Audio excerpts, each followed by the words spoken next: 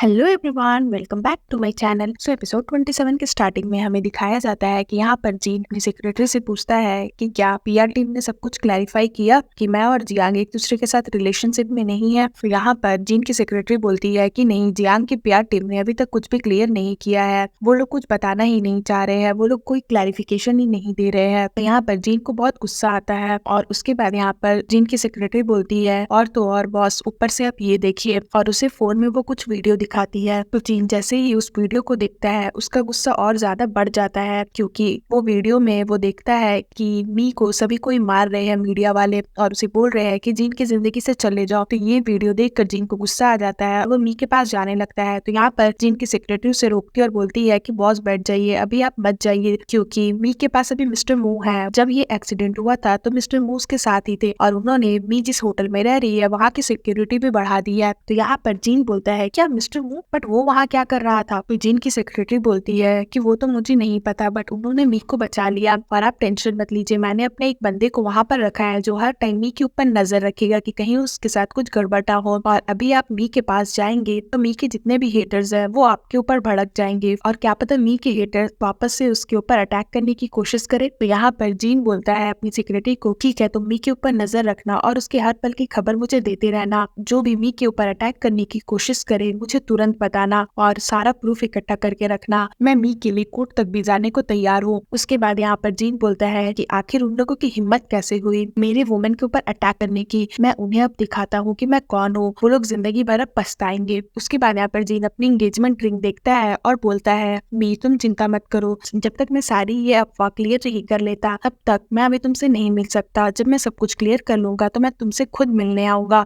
मुझे पता है कि मैं अभी तुम्हें जो भी क्लियर करने की कोशिश करूंगा तुम मेरी बातों को बिलीव नहीं करोगी, और ऑलरेडी तुम अभी मेरी वजह से बहुत ज्यादा सफर कर रही हो, तो उसके लिए मुझे माफ कर देना। उसके बाद हमें सीन में दिखाया जाता है कि यहाँ पर जियांग अपना फोटो शूट करवा रही होती है, तभी उसे वो मीटिंग जैसा फील होता है और वो वहाँ से भाग जाती है। और वहाँ पर कुछ रिपोर्टर्स लोग भी आए रहते हैं जो जियांग की इस हरकत को देख लेते हैं और वो अपने कलीग्स को बोलते हैं कि जल्दी से फोटो खींचो। यहाँ पर जियांग वो मीटिंग करती है और इधर रिपोर्टर्स लोग जो रहते हैं वो जियांग की फोटो खींच रहे होते हैं। यहाँ पर जियांग की रिपोर्टर आके उससे बोलती है कि क्या आप हॉस्पिटल चलोगी, आप ठीक तो हो ना? तो जियांग बोलती है कि हाँ मैं ठीक हूँ, मुझे कुछ नहीं हुआ है, मैं आधे घंटे में अपना शूट स्टार्ट करूंगी। और एक बात की, वो जो दो रिपोर्टर्स आए थे उन्हें भगा दो। तो जियांग की सेक्रेटरी बोलती है बट आपने ये तो उन्हें बुलाया था ना, आप तो अपना इंटरव्यू देने वाली थी ना। तो यहाँ पर जियांग हंसते हुए बोलती है कि मैंने ऑलरेडी अपना इंटरव्यू दे दिया है, क्योंकि यहाँ पर जियांग फिर से कोई चाल चलती है और वो चाल क्या होगी वो तो हमें नेक्स्ट एपिसोड में ही पता चलेगा। उसके बाद यहाँ पर जियांग मन में ही बोलती है कि जीन, अब मैं तुम्हारे एक स्टेप और क्लोजर आ चुकी हूँ, अब तुम देखते जाओ। यहाँ पर जियांग की सेक्रेटरी उन दो रिपोर्टर्स को जाकर बोलती है कि मुझे माफ कर दीजिएगा बट आज मैम की तबीयत थोड़ी ठीक नहीं है, तो आप कभी और आइएगा उनके इंटरव्यू के लिए। तो यहाँ पर जो रिपोर्टर्स रहते हैं वो बोलते हैं कि ठीक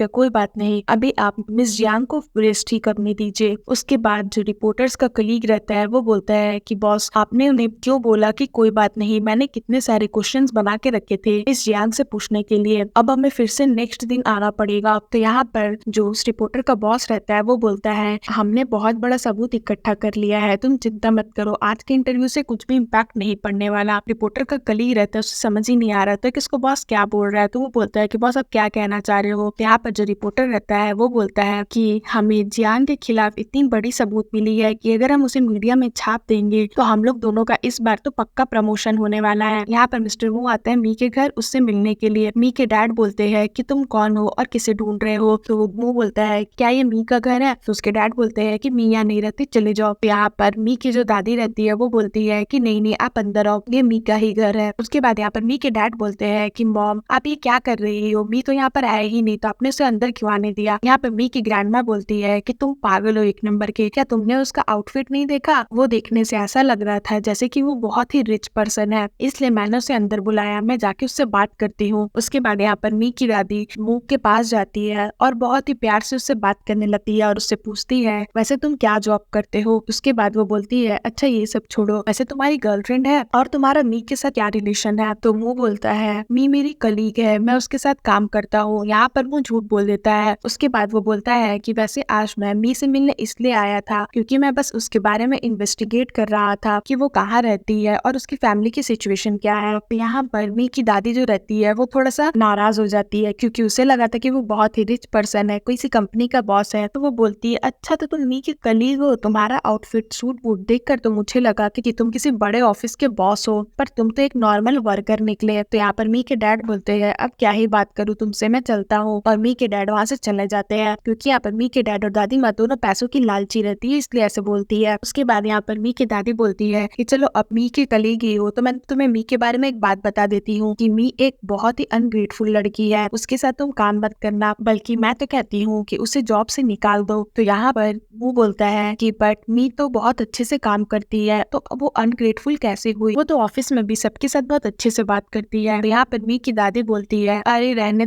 दो, मुझे मी के बारे में बहुत अच्छे से पता है, और मैं तुम्हें एक सीक्रेट बताऊं, मी हमारे खून की नहीं है, वो हमारी अपनी चाइल्ड नहीं है। उसके बाद यहाँ पर ये सुनकर वो शॉक्ड हो जाता है। तो यहाँ पर मी की दादी उसे स्टोरी बताती है कि कुछ साल पहले मेरी जो बहू है यानी कि मी की मॉम वो कंट्री साइड गई थी कुछ वेजिटेबल्स वगैरह खरीदने के लिए, और तभी उसे वहाँ पर मी दिखी। उसकी तबीयत बहुत ही ज्यादा खराब थी और वो देखने में बहुत ज्यादा दयालु लग रही थी, इसलिए मेरी बेटी का दिल उस पर आ गया और वो उसे उठाकर ले आई और यहाँ पर उसका इलाज करवाया। उसके बाद हमने उसे हॉस्पिटल में एडमिट किया, लेकिन जब उसको होश आया तो उसे पता ही नहीं था कि उसका नाम क्या है, वो अपना नाम तक भूल गई थी। उसके बाद यहाँ पर मिस्टर मू जो रहते हैं वो मी के घर से बाहर आ जाते हैं और वो बहुत ज्यादा टेंस्ड रहते हैं क्योंकि यहाँ पर मिस्टर मू जो है उसकी एक गर्लफ्रेंड रहती है जिसका नाम रो रहता है, और रो बिल्कुल मी की तरह दिखती है। तो उसे याद आता है कि रो का एक्सीडेंट हो गया था कुछ साल पहले और उस टाइम रो की हेल्प करने के लिए वहाँ पर कोई भी नहीं था। तो यहाँ पर मिस्टर मू मन में ही बोलते हैं कि रो मुझे लगता है कि मैंने तुम्हारी सिस्टर को ढूंढ लिया है। उसके बाद वो बहुत खुश हो जाता है और मी के पास जाता है। तो मी को रोता हुआ देख मू बोलता है कि